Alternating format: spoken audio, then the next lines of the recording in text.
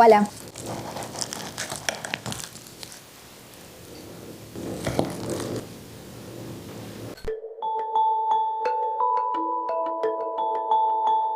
Bok obitelji, kako ste? Danas sam jako uzbuđena. Osjećam veliku radost jer sam cijelo ovo vrijeme tražila desert ili nešto kremasto, jer kao što mnogi već znaju, radim cinco por 5x5 dr. Johnsona, o čemu vam ostavljam više informacija u opisu videa ako želite sami istražiti tu temu. Ako ne, napravit ćemo video, ali malo kasnije. Tražim alternativu. Jer kako se ne smiju jesti mliječni proizvodi, niti išta od sjemenki, teško je pronaći nešto kremasto i nedostaje mi ta tekstura. Tako sam počela izmišljati i igrati se sa svojim mogućnostima, s namirnicama koje se smiju konzumirati. I ispao je jedan desert, ali znate da vam ja ne lažem. Nevjerojatan desert. Stvarno, jako ukusan, jako ukusan, jako ukusan. U stilu flana ima tu vrstu kremoznosti. Sigurna sam da ćete ga obožavati i da će vam se ovaj recept jako svidjeti. A najbolje od svega je što je zdrav. Mislim da ga možemo čak jesti i za doručak ili užinu. Pa idemo na recept. Pripremit ćemo datulje. Izvadit ćemo im košticu iz sredine i ostavit ćemo ih da se namaču kako bi dobro omekšale. Odkoštit ćemo otprilike 33 datulje. To je otprilike, kao što vidite, ove datulje su male. Nisu jako velike. Vidite, to je relativno mala datulja. A ima i puno većih datulja, ali ove su baš male. Koristit ćemo ukupno 33 datulje i usput dodat ćemo malo magije. Evo, već imamo 33. Preporučujem vam da budete jako pažljivi dok radite ovo, da ne pogriješite. I izvadite košticu jer ćemo ovo kasnije miksati, a koštice datulja su jako tvrde kao kamen i mogle bi vam slomiti blender. Ostavimo ih da se namaču nekoliko sati. Dok ne vidimo da su omekšale, možete ih ostaviti i preko noći, što je praktičnije. S mješavinom i vodicom. Možemo je sačuvati za neku drugu pripremu ili čak za pravljenje sokova, jer je ta voda izvrsna, super slatka i jako ukusna. Koristit ćemo 4 jaja.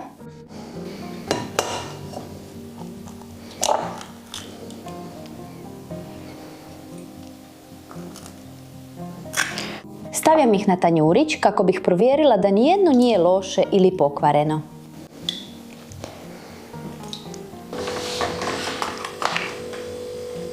Dodat ćemo jednu dobro punu žlicu kokosovog ulja.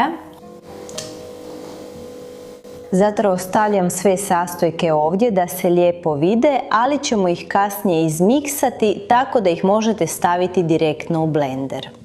Dodat ćemo 2 šalice kokosovog mlijeka. Ovdje imam 2 šalice, što je, ako ih izvadamo, oko 525 grama. Da imate još jednu referencu.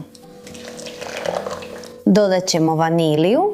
Uvijek kad kupujete vaniliju, pazite da ne piše prehrambeni proizvod na bazi vanilije ili nešto slično, nego da piše ekstrakt vanilije ili, kao što ovdje piše u sastojcima, macerat vanilije. Znači, to je prava vanilija, to je važno. Stavit ću jednu punu žlicu, a sada ćemo dodati datulje. Dodat ćemo šalicu ribanog kokosa, što je 100 grama kokosa. A ako ste baš ljubitelj slatkog, možete dodati žlicu kokosovog šećera. Ali iskreno, ovom desertu ne treba nimalo šećera. Slatkoću već daje datulje i ispadne izvrsno. Ali dobro, to bi bilo po želji. U ovom trenutku već palimo pećnicu da se zagrije, a sve ove sastojke ćemo staviti u blender i izmiksati.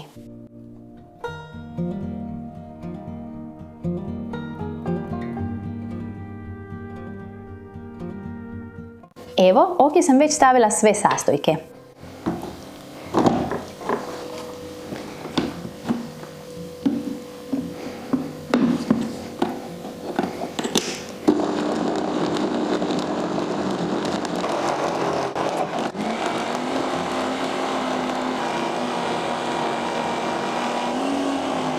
Spremno, zatim ćemo koristiti tepsiju, kalup koji koristite za flan.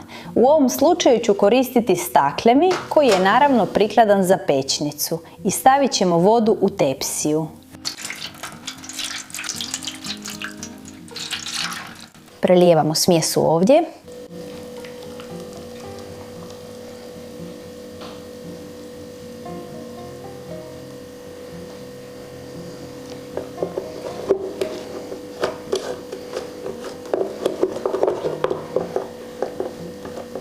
Reći ću vam koliko ovo mjeri, jer sam sada shvatila da ćete me sigurno pitati.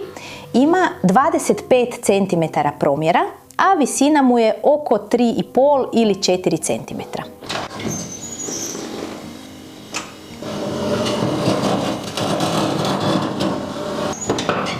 Pečnicu ćemo staviti na srednju temperaturu, oko 180 stupnjeva, i ostavit ćemo ju otprilike 30 do 40 minuta. Jer mi moramo gledati ovisno o kalupu i pečnici. Desert će biti gotov kada osjetite da je, kad ga probodete, umjesto da je tekuć, postao čvrst.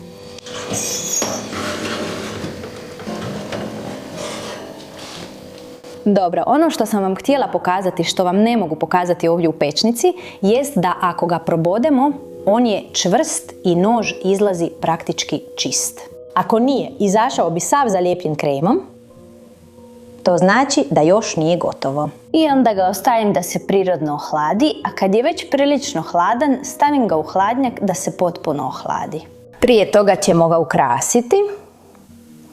Evo ga, još se hladi i ukrasit ćemo ga s malo strpljenja.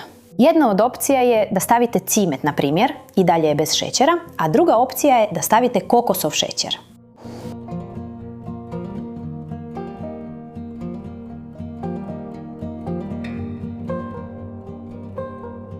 A na drugu polovicu ćemo staviti kokosov šećer. I pogotovo u mom slučaju, jer ako dijelim s Num, koja je najmlađa, ne vjerujem da bi joj se svidio cimet. Onda joj možemo posuti malo kokosovog šećera.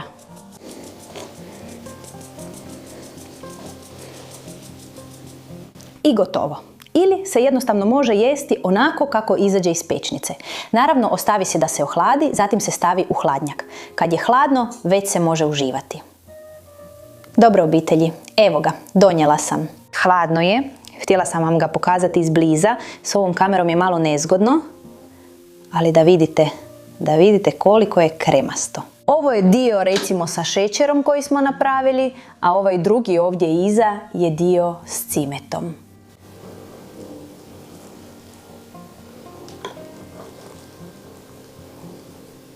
Pogledajte ovo, izgleda nevjerojatno i izvrsno, morate probati, izvrsno je. Približit ću vam ga.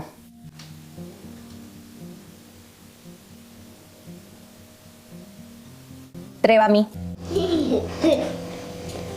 Da vidimo, kokosov šećer ili cimetno, a? Kokosov šećer. Vrlo dobro. Hajde, dodaj mi svoj tanjurić. Smijem? Ovo je malo slađa. Je li to cimet? Tata voli cimet. Aha, napravila si različite deserte, zar ne? Da, miris ovog. Cristal se cimetom.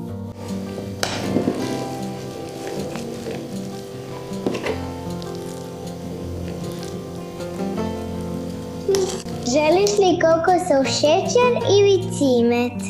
Ja želim cimet.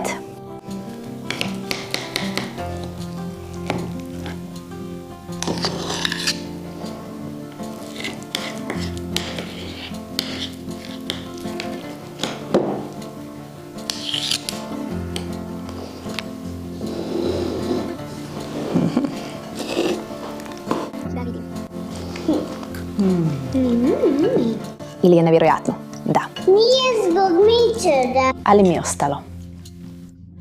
Je li ovo slatko? Sviđa mi se. Cimet? Ne, zar ne? Kokosov šećer? Ne. Dobro. Za mene s cimetom to je nevjerojatno. Moj kokosov šećer, ono što ne volim je gorko. Mislim da bi to postao moj omiljeni desert. To je kremoznost koja mi je trebala. Kokosov šećer mi je najdraži.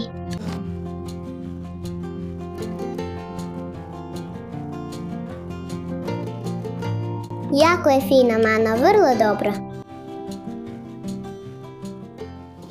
Obitelj, to je bilo sve. Što mislite o desertu? Što mislite o ovoj ideji? Molim vas, javite mi ako ga napravite.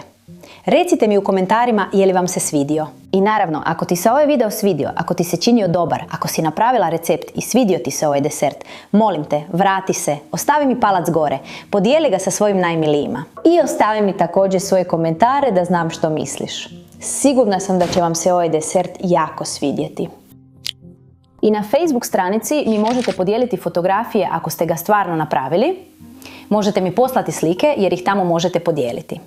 Ili me također možete označiti na Instagramu na fotografijama ako napravite ovaj desert. Dobro, i znajte da ću nastaviti tražiti alternative za cinko por 5x5. Jer me je puno ljudi to tražilo i znam da je dobro, da bi to bio veliki doprinos. Tako da ću nastaviti dodavati ukusne i zdrave recepte. I prikladne za cinko por 5x5. Šaljem vam pusu, srdačan zagrljaj. No. I do sljedećeg puta. Bok!